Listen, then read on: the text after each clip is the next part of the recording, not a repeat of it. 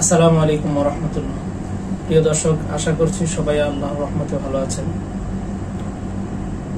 অনেকে আমার কাছে প্রশ্ন করছেন সৌদির ভিসা প্রসেসিং চালু আছে কিনা এই বিষয়ে ইনশাআল্লাহ একটু পরে আলোচনা করতেছি।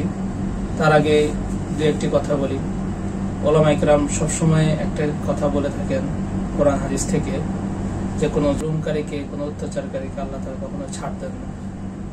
সুতরাং এখন বর্তমানে আমরা সবাই একটি স্বাধীনতার সুঘ্রাণ পাচ্ছি।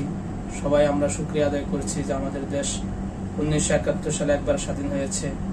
এখন আবার সেই জুলুম 2024-এ এসে জুলুম, নির্যাতন, নিপীড়নের হাত থেকে আবার এই দেশ পুনরায় স্বাধীন হয়েছে। এজন্য সবাই শুকরিয়া আদায় করছি। এই শুকরিয়াটা আদায় আমাদের তখনই হবে যখন আমরা এই দেশের মানুষের নিরাপত্তা দিব এবং দেশের সম্পদ নষ্ট না করব, কোনো ভাইয়ের রক্তক্ষরণ না করব, কোনো ভাই কোনো বোনের ইজ্জতের উপর আঘাত না করব এবং দেশের প্রতিটি মানুষ যখন শান্তি, শৃঙ্খলা, দুর্নীতিমুক্তভাবে বসবাস করতে পারবে, তখনই আমাদের এই শুকরিয়া আদায় হবে। কারণ আল্লাহ তাআলা কোরআন কারিমে বলেছেন, লাইন শাকারতুম লাযীদান্নাকুম ওয়া লাইন কাফারতুম ইন্না আযাবি লাশাদীদ। যদি তোমরা আল্লাহ তাআলার নিয়ামত পাওয়ার পরে তার শুকরিয়া আদায় করো, তাহলে আল্লাহ তাআলা এই নিয়ামতকে বাড়িয়ে দিবেন। সুতরাং আমরা যেই জুলুম, নির্যাতন, নিপীড়নের মধ্যে এতদিন যাবৎ ছিলাম, এই শুকরিয়া আমাদের আদায় তখনই হবে যখন আমরা এর যথাযথভাবে ব্যবহার করব। আর যদি এমন হয় যে আমরা এখনো আগের মতোই খুন খারাপি, ভাইয়ের প্রতি রক্ত আক্রোশ দৃষ্টিতে তাকাই, তাহলে আমাদের সেই আগের মতোই রয়ে গেল, আমরা বর্বরতার যুগের মধ্যে এখনো রয়ে গেলাম।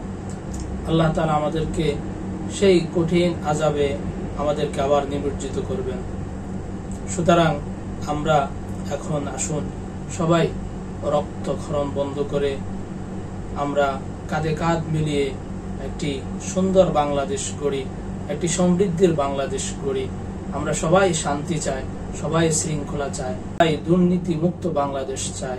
আসুন আমরা সবাই মিলে একটি দুর্নীতি মুক্ত বাংলাদেশ, একটি সুন্দর বাংলাদেশ, যেখানে আমরা সবাই শান্তি শৃঙ্খলা ভাবে আমরা বাংলাদেশে বসবাস করতে পারবো, এমন একটি সমাজ, এমন একটি রাষ্ট্র আমরা সবাই মিলে করি। এই আহ্বান সবার প্রতি রইল। দ্বিতীয় বিষয় যেটা সবাই আমার কাছে জিজ্ঞেস করেছেন, যে সৌদির ভিসা প্রসেসিং। আপনারা অনেকেই জানেন যে বাংলাদেশের চলমান আন্দোলনকে কেন্দ্র করে অনেকদিন যাবৎ নেট প্রবলেমের কারণে সার্ভার ডাউন রয়েছে, যার কারণে Saudi embassy visa stumping, visa processing বন্ধ রেখেছেন।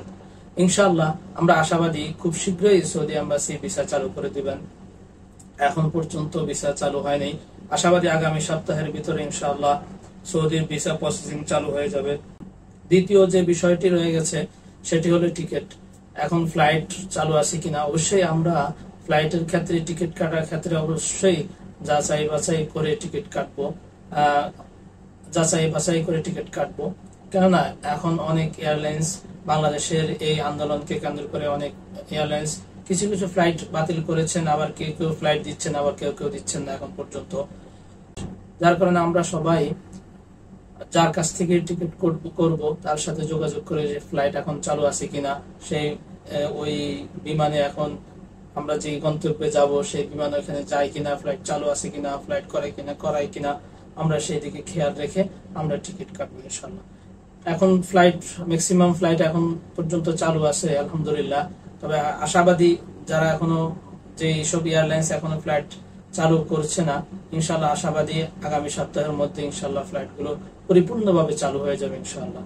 তো সবাই ভালো থাকবেন, সুস্থ থাকবেন ইনশাআল্লাহ। আসসালামু আলাইকুম ওয়া রাহমাতুল্লাহ।